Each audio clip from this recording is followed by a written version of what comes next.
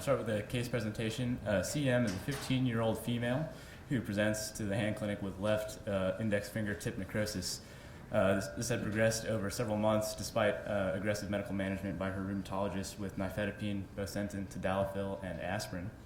She has an extensive past medical history of systemic sclerosis and many of its manifestations like sclerodactyly, Raynaud's, esophageal dysmotility, interstitial lung disease. She was on sirolimus, mycophenolates, and twice monthly immunoglobulin infusions for this. She's also had a gastrojejunostomy done for her esophageal dysmotility.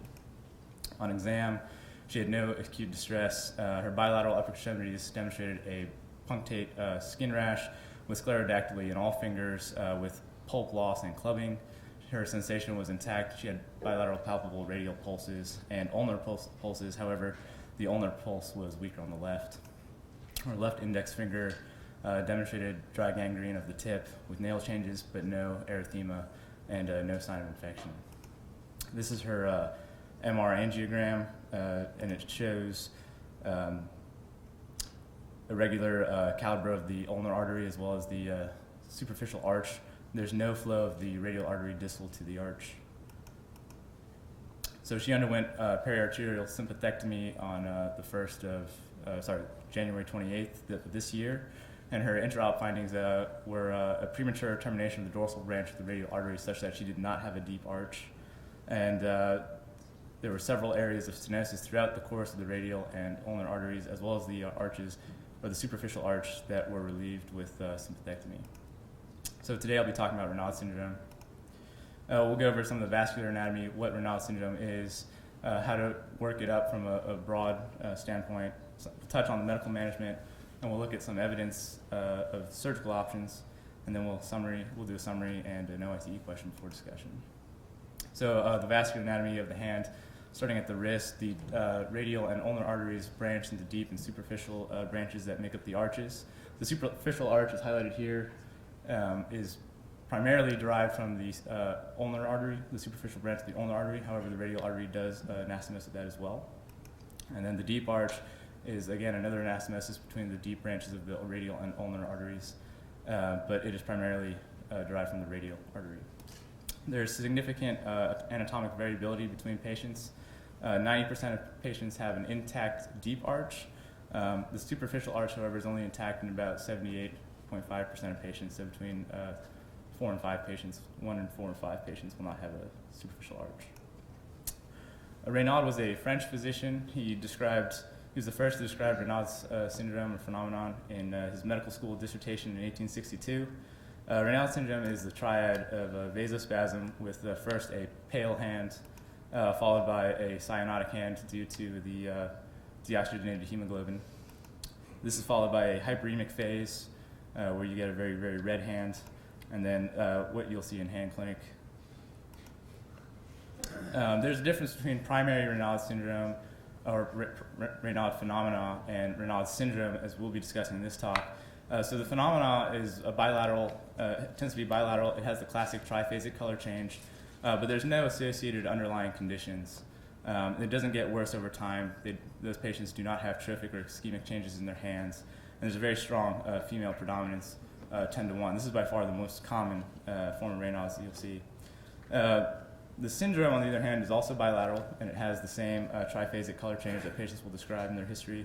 However, it is associated with an underlying condition, usually rheumatologic or autoimmune. Patients with scleroderma have a 95% incidence of Raynaud syndrome. Lupus is about 90%. And in these patients, the Raynaud syndrome gets progressively worse over time, and they will develop trophic and ischemic changes in the upper extremities. Some can even develop these in the lower extremities. So the workup is important for us to know, even though many of these will be referred to us after they've been worked up by someone else. But for us, there's two main reasons to do this. One is to make sure that we're not missing something else, something severe. And some of those things, I think we can divide it up into like vasospastic or vaso-occlusive phenomenon. So vasospastic, which will be the focus of this talk, is the Raynaud syndrome. Vaso-occlusive diseases, such as aneurysm or hyperthermic hammer syndrome, endocarditis, those are important things to keep in the back of your mind when you're working these patients up to make sure you don't miss something.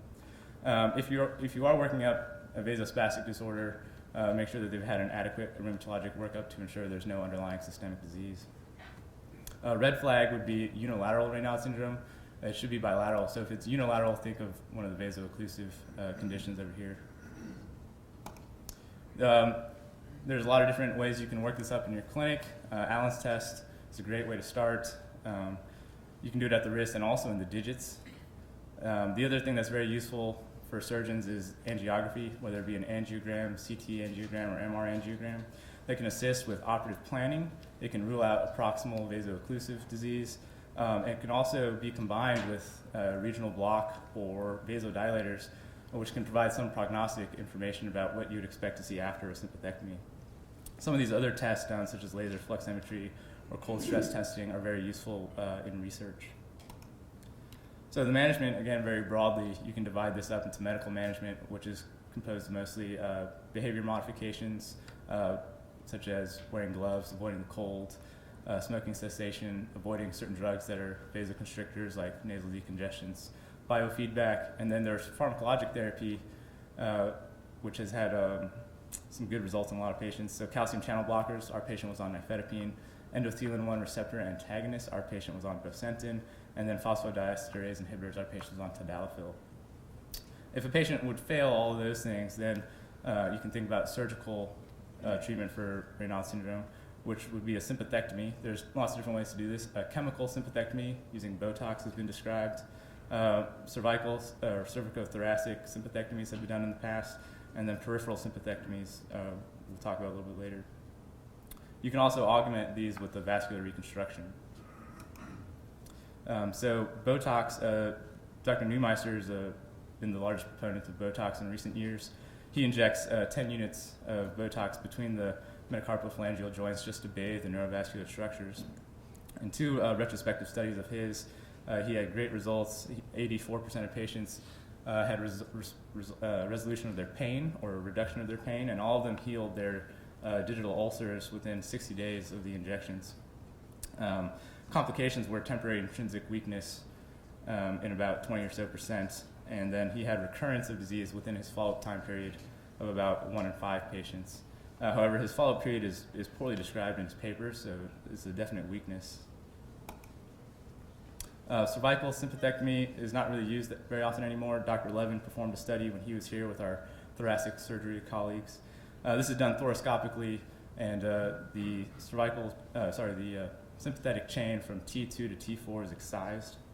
In their study, they had 29 patients. Indications were for palmar hyperhidrosis, Raynaud's, Berger's disease, and complex regional pain syndrome. The patients with Raynaud's, palmar hyperhidrosis, and Berger's disease had great results at 6 weeks. However, only 50% of patients with CPRS had improvement in their pain. There were some interesting complications. One OR takeback for high chest tube output. There were some transient hyperhidroses, Horner syndromes, recurrent pain, lymphedema. This is not really done anymore. Animal models have kind of shown that maybe this upregulates the vasoconstrictor receptors in the arteries, and when you have a systemic vasoconstrictor release, it can cause worsening symptoms down the road in the long term. This is a peripheral sympathectomy. This is Dr. Roosh and his team dissecting the adventitia off of an artery with the microscope. Dr. Roosh and Dr. Komen have done a lot of studies on this. In one of their studies with 22 patients with scleroderma, they were followed for 46 months on average. And their technique was to strip 2 centimeters of the radial and ulnar arteries at the wrist, and then to strip at least 1.5 centimeters off the arches with at least also 3 digital common arteries. They also augmented some of these with arterial reconstruction. They had good results. 82% of patients had improvement in their pain. Only 14% went on to have a subsequent amputation of a necrotic digit. They all had improved perfusion that was statistically significant using some laser fluximetry, which is one of the tests you can do. In their patients who had arterial reconstruction, they had significantly better results, even compared to patients who had just the sympathectomy alone in terms of the perfusion to the hand. Other studies that have been done by Balog et al. And McCall demonstrate similar results. However, their metrics were a little bit different. McCall, in their study of 7 patients, with slightly different technique, had 100% improvement in their pain, but the same 14% amputation rate. And then Balog et al. Demonstrated improved quality of life when patients put their hands in the fridge. Hartzell et al. Did long-term follow-up on 28 patients. Interestingly, their study focused on patients. They had 20 patients with autoimmune disease-related Raynaud's and 8 patients with atherosclerosis. The patients with autoimmune disease did relatively well. They had a 75% reduction in the ulcers. Only 1 in 8 went on to, only 7 out of 20 had amputations. However, the atherosclerotic group did horribly, with only 1 in 8 healing their ulcers, and then 6 of 8 going on to amputations. So, in summary, Raynaud's is a vasospastic disorder that can be associated with an underlying disease. Workup is important to exclude other diagnoses, and it also can provide pre-op data such as angiograms and also a little bit of prognostic information. First-line management is conservative management with behavioral modifications, also medical management, and then surgery is indicated if conservative or medical management has failed. Peripheral sympathectomy's got great results, especially when combined with vascular reconstruction if the patient has suitable anatomy. And then Botox can be used for patients who cannot undergo surgery. So an OIT question, this is actually it's not an OIT question, it's from the Hand Fellows study guides. 42-year-old female with rheumatoid arthritis, presents with painful cold intolerance. She has non-healing ulcers. She smokes a pack a day. She has no occlusive disease. Primary treatment should consist of avoidance of cold, tobacco, and vasoconstrictors. These are my references. Thank you to the Hand team, Dr. Roosh, Dr. Leversays, Dr. Miles in particular, and then also Dr. Templeton for her inspiration.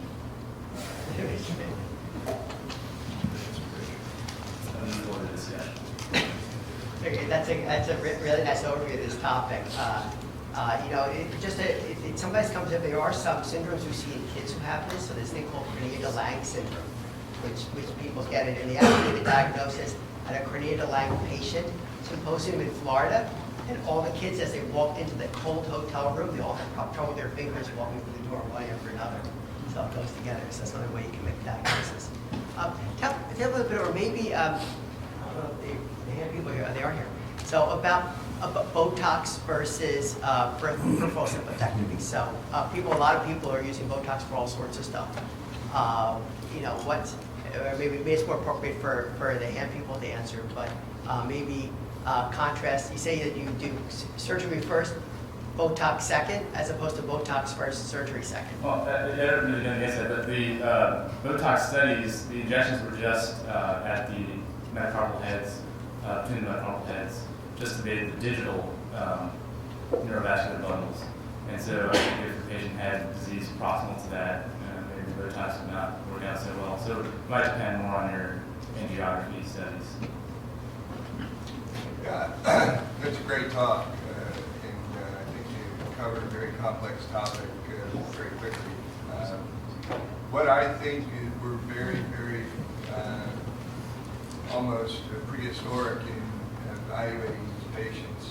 They're a very heterogeneous group of people, and you will see some patients who have, like this girl who has very unusual vascular anatomy with tiny eutrophic vessels that don't really appear to be purely fibrosed, but rather just anatomically they're very, very small, almost as if they didn't develop. And then you'll see people who have the classic, very thickened adventitia. And I think they're incredibly different in terms of how they're going to respond to different types of treatment. And so when you look at a small group of 20 patients, if you have somebody who smokes in that group, and then you've got somebody with abnormal anatomy in that group, and so forth, drawing meaningful conclusions, I think, is very challenging.